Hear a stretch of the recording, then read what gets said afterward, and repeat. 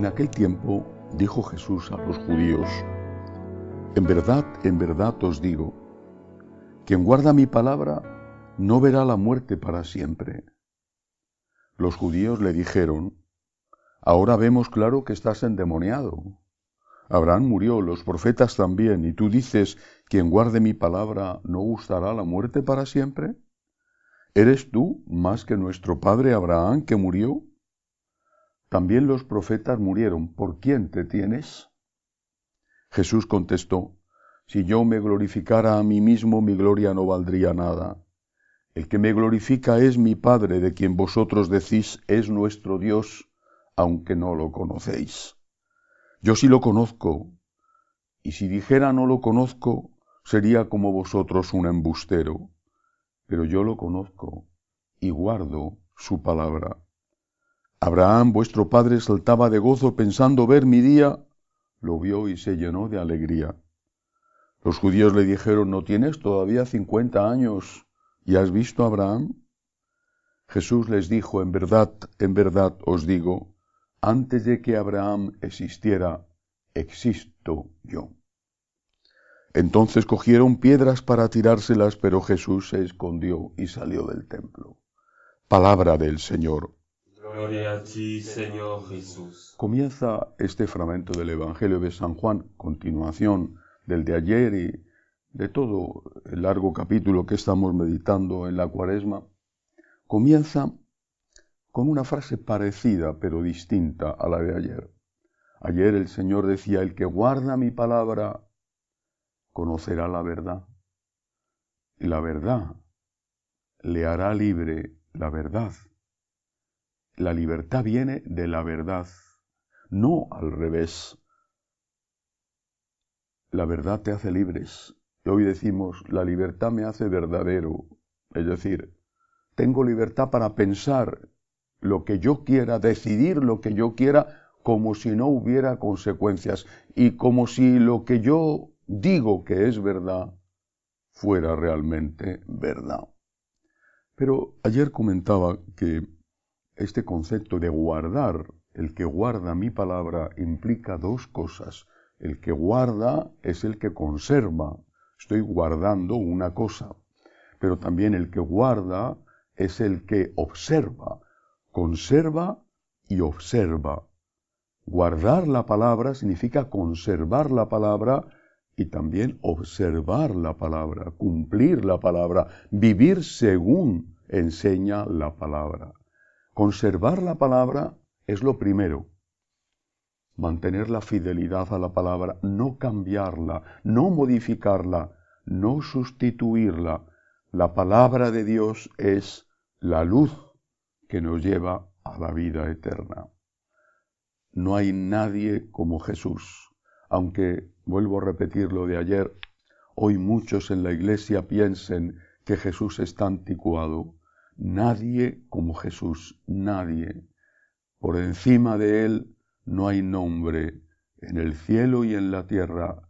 Me refiero entre las criaturas del cielo o las criaturas de la tierra.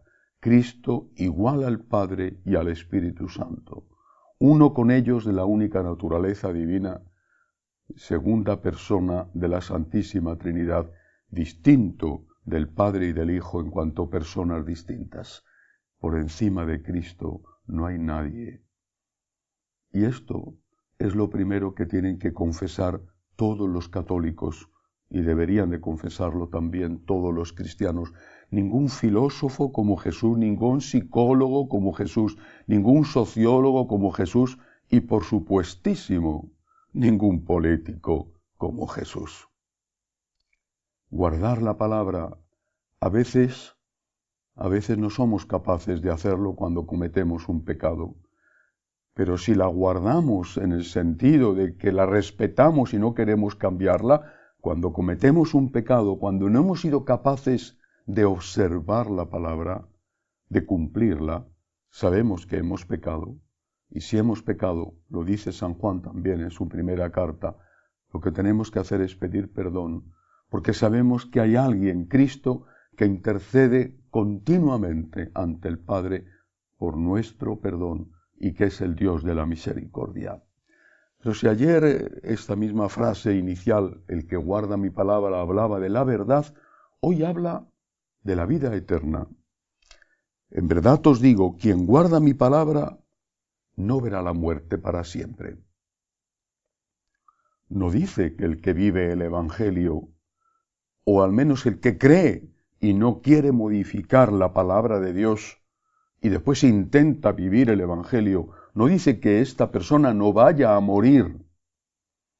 Dice que va a vivir para siempre, que no va a morir para siempre.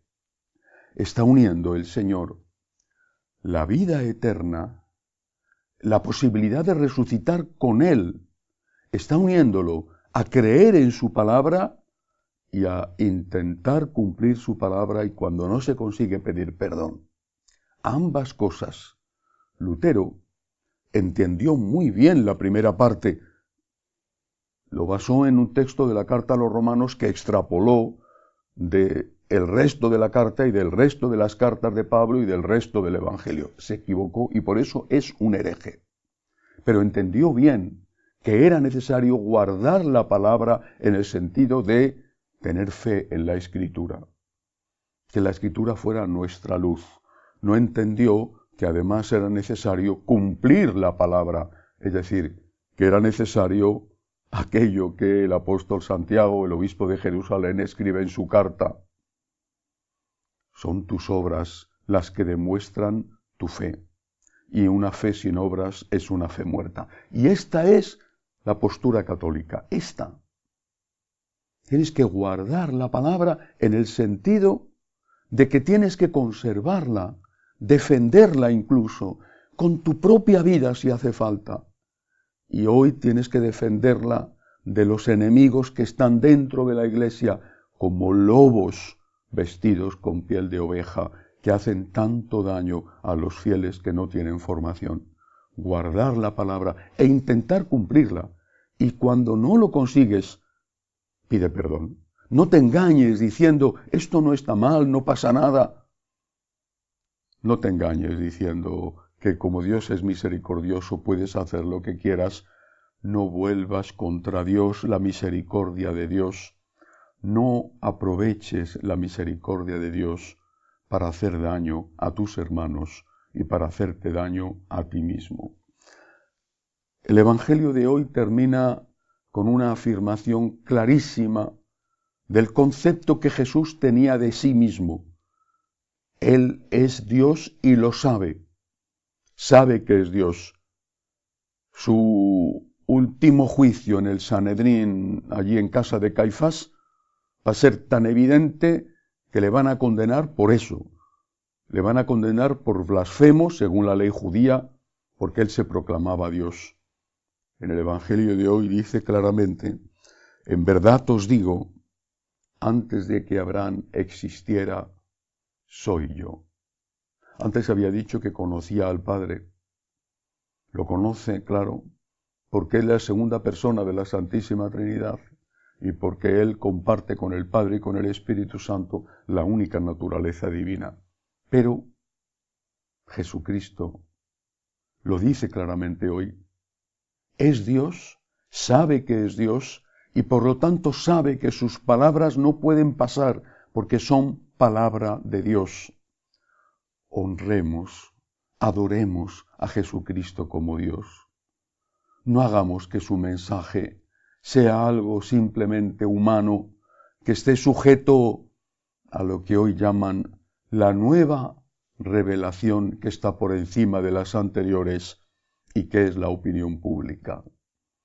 No sé si son conscientes los que dicen esto de la blasfemia que están pronunciando y de la tontería que dicen, porque una nueva revelación que viene de lo que opine la gente es una revelación tan cambiante como lo que opina la gente, que a su vez cambia de opinión en función de cómo manipulan esa opinión a través de los medios de comunicación.